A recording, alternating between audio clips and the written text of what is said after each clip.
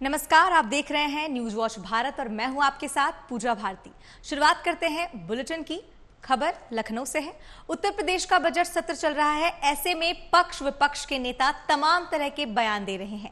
इसी क्रम में मोहसिन रजा ने लव जिहाद को लेकर बयान दिया है। उन्होंने कहा, लव जिहाद को किसी धर्म से जोड़कर नहीं देखा जाना चाहिए। उन्होंने और क्या कुछ कहा है, सुनिए। जहां तक बात की जाए इस अध्यादेश की, तो खासकर के ये अध्यादेश जो लाया जा रहा है, जिस तरह से आपने देखा होगा पूर्व में अवैध धर्मांतरण को लेकर बहुत सारे मामले आया करते थे। जब एजेंसियों से जांच कराई आदरणीय योगी सरकार ने, तो उसमें पाया गया कि बहुत से लोगों ने इस तरह के अवैध धर्मांतरण भी कराए थे, उन पर भी कार्रवाइयां हुई हैं। तो ये अध्यादेश जो लव जिहाद को लेकर लाया जा रहा है, लव जिहाद का मतलब इसको किसी धर्म से जोड़कर नहीं देखना चाहिए।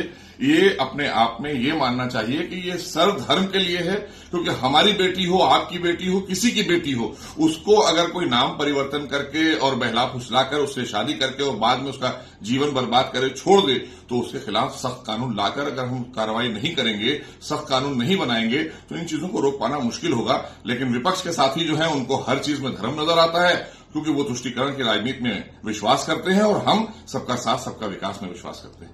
अगली खबर वाराणसी से है। वाराणसी में आप कार्यकर्ताओं ने सरकार के खिलाफ विरोध प्रदर्शन किया है। कार्यकर्ताओं ने अरविंद केजरीवाल की गिरफ्तारी को नाजायज बताया। बता दें कि आज पूरे देश में आम आदमी पार्टी के कार्यकर्ताओं ने अलग अलग शहरों में अलग अलग जगहों पर धरना प्रदर्शन किया। वाराणसी में आम आदमी पार्टी के कार्यकर्ताओं के द्वारा जिला मुख्यालय के समीप शास्त्री घाट पर धरना प्रदर्शन किया गया। आज भी ये धरना प्रदर्शन हम लोगों का जो है माननीय अरविंद केजरीवाल जी के गलत तरीके से गिरफ्तारी और उनके स्वास्थ्य के खिलवाड़ को लेकर के किया जा रहा है। पूरे प्रदेश में, देश में किया जा रहा है या वाराणसी में? ये पूरे प्रदेश में किया जा रहा है, दिल्ली में किया जा रहा है, पंजाब में किया जा रहा है, हरियाणा में किया जा रहा है, हर जगह किया जा रहा है। क्या मांगे आपकी हैं? मांगे हमारी है कि माननीय अरविंद केजरीवाल जो हमारे दिल्ली के सीएम हैं, उनकी गिरफ्तारी को अवैध घोषित किया जाए और उनके स्वास्थ्य के साथ खिलवाड़ न किया जाए। उनके स्वास्थ्य के साथ जो है खिलवाड़ किया जा रहा है, उनका शुगर लेवल इतना गिर जा रहा है, 50 तक आ जा रहा है, और उनके इलाज की कोई व्यवस्था नहीं किया जा रही है। एक छोटे से जेल में आप चले जाइए, डिस्ट्रिक्ट जेल में चले जाइए, कोई कैदी बीमार होता है तो उसको ले जाके अच्छे से हॉस्पिटल में इलाज कराते हैं, लेकिन हमारे सीएम केजरीवाल जी को किसी हॉस्पिटल में जो इलाज नहीं कराया जा रहा। जेल के अंदर बताइए, अगर जेल ही अस्पताल होता, जेल ही में अच्छे जो है इलाज होता, तो इतने बड़े बड़े हॉस्पिटल क्यों हैं? केजरीवाल की गिरफ्तारी को लेकर झांसी में इंडी गठबंधन ने प्रदर्शन किया है।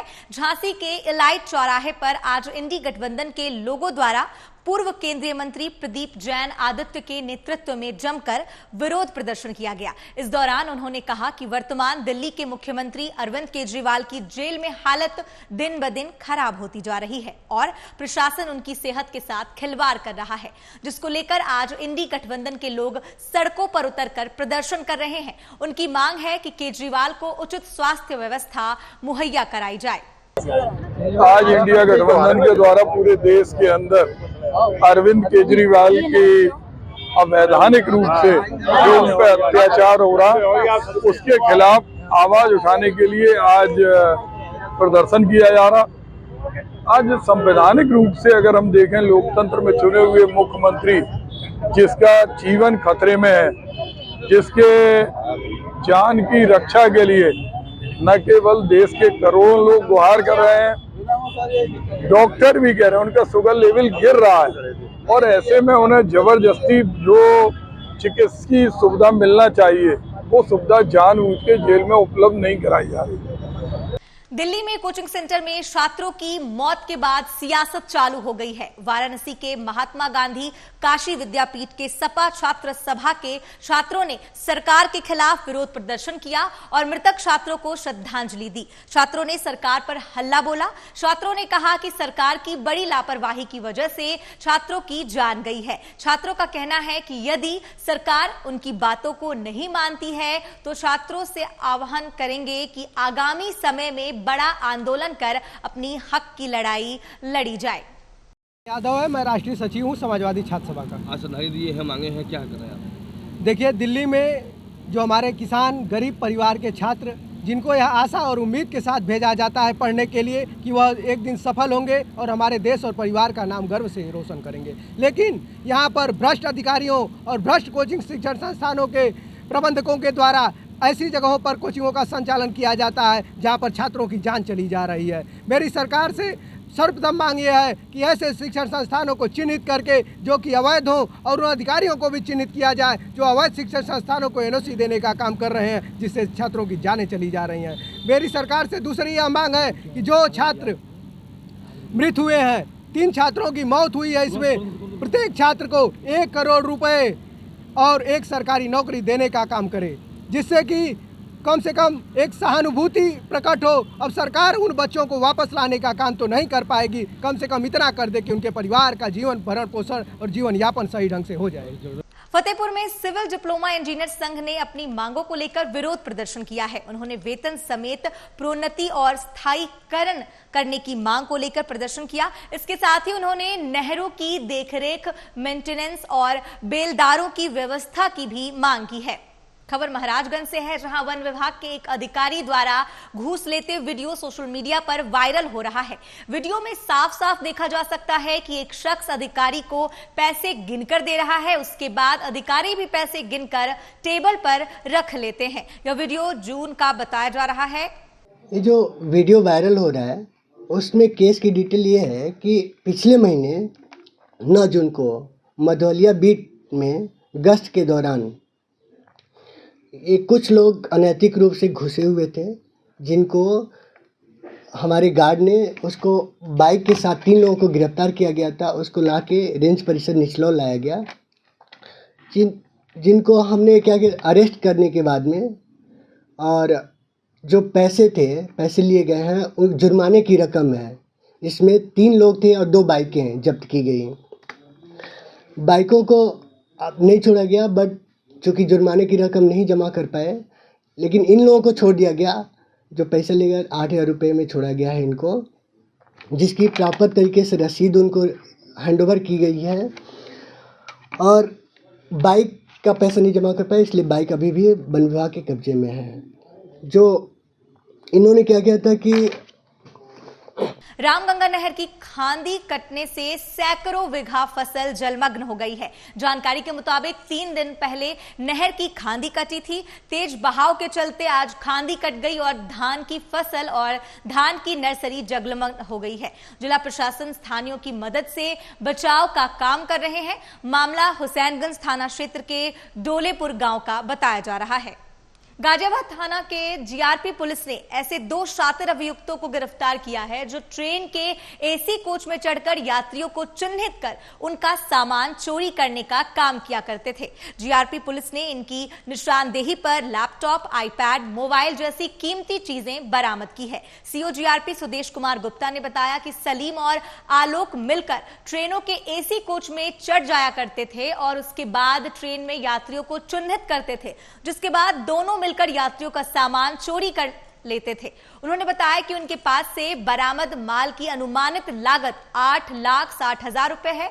दोनों के खिलाफ विधिक कार्रवाई की जा रही है। अपराधियों के विरुद्ध चलाए जा रहे अभियान के अंतर्गत आज जीआरपी गाजियाबाद को उस समय बड़ी सफलता मिली जब इनके द्वारा कल दिनांक 29/7/2024 में 2 अभियुक्तों को गिरफ्तार किया गया। इनके कब्जे से 4 लैपटॉप, 4 आईपैड और 7 मोबाइल फ़ोन बरामद हुए हैं। इनकी गिरफ्तारी से 4 अभियोगों का अनावरण हुआ है। ये जो अभियुक्त हैं जनरली एसी कोच में ही चोरी किया करते थे। सुबह 2-3 बजे रेलवे स्टेशन पे आना और जो भी डब्बा जिसमें एसी कोच था उसमें चढ़ना और जो यात्री सोए हुए थे उनके लैपटॉप, मोबाइल, आईफोन इत्यादि चोरी कर लिया करते थे। सहारनपुर में करंट लगने से 2 कांवड़ियों की मौत हो गई। दरअसल मोहाइल में गलत मैप लोकेशन की वजह से कांवड़िये मुख्य कांवड़ मार्ग छोड़कर प्रतिबंधित मार्ग पर पहुंच गए, जहां कांवड़ियों की ट्रॉली पर लगा झंडा हाई टेंशन तार से टकरा गया। बता दें कि यह हादसा रात के करीब 2:30 बजे हुआ।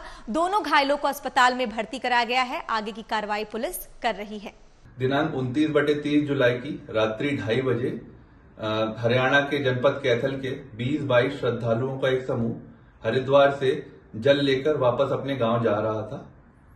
उन्हीं के साथ के आगे पैदल चलने वाले कुछ श्रद्धालुओं ने इनके पास गूगल लोकेशन एक शिविर की भेजी, जिसको फॉलो करते हुए ये लोग अंबाला बाईपास से अनाधिकृत रास्ते पर नकुड़ रोड पर उतर जाते हैं, जिसके बाद अगवानपुर कट पे जो 11 केवी की लाइन गई है वो जो है ट्रैक्टर ट्रॉली पर लगे झंडे से टच हो जाती है, जिसके कारण करंट आ जाता है और 2 श्रद्धालु गंभीर रूप से घायल हो जाते हैं। थाना सरसावा पुलिस द्वारा तत्काल दोनों घायलों को राजकीय मेडिकल कॉलेज पिलखनी पर भिजवाया जाता है, जहां पर इलाज के दौरान उनकी मृत्यु हो जाती है। परिजनों को सूचित कर दिया गया है। जो शेष समूह के श्रद्धालु हैं वो सभी सुरक्षित हैं एवं इसमें अन्य कार्रवाई की जा रही है। फतेहपुर में मोबाइल पर सेल्फी लेना छात्रा को महंगा पड़ गया। यमुना ब्रिज से मोबाइल से सेल्फी लेने के दौरान छात्रा नदी में गिर गई। स्थानीय गोताखोर की मदद से पुलिस ने छात्रा को नदी से बाहर निकाला। छात्रा को गंभीर हालत में अस्पताल में भर्ती कराया गया है। घटना किशनपुर थाना क्षेत्र के दांदो यमुना ब्रिज की है। हरदोई में नाबालिग बच्ची का गांव के बाहर खेत में शव मिलने से हड़कंप मच गया। सूचना पर स्थानीय पुलिस मौके पर पहुंची। एसपी ने पुलिस बल के साथ घटनास्थल का निरीक्षण किया और परिजनों से बात की। एसपी ने घटना के खुलासे के लिए पुलिस की 3 टीमें लगाई है, जिनको जल्द ही घटना के खुलासे के निर्देश दिए हैं। साथ ही पुलिस ने शव कब्जे में लेकर पोस्टमार्टम के लिए मोर्चरी भेज दिया है। आज रात को लगभग 8:30 बजे सांडी थाना पुलिस को एक सूचना प्राप्त हुई कि एक नाबालिग लड़की की डेड बॉडी घर से लगभग 300 मीटर दूर एक खेत में मिली। पुलिस तत्काल इस घटनास्थल पर पहुंची। घटनास्थल का निरीक्षण किया गया। वरिष्ठ अधिकारियों द्वारा भी घटनास्थल का निरीक्षण किया गया। फील्ड यूनिट को मौके पर बुलाया गया। मेरे द्वारा घर वालों से वार्ता की गई। घर वालों ने कुछ इंपॉर्टेंट पॉइंट्स बताए हैं। डेड बॉडी को पोस्टमार्टम हेतु मोर्चरी भेजा जा रहा है। पैनल से इसका पोस्टमार्टम कराया जाएगा, वीडियोग्राफी कराई जाएगी। 3 टीमें इसके खुलासे के लिए लगी हैं। अतिशीघ्र इस घटना का खुलासा किया जाएगा। Thank you. तमाम खबरों के लिए देखते रहिए न्यूज वॉच भारत। तब तक के लिए नमस्कार।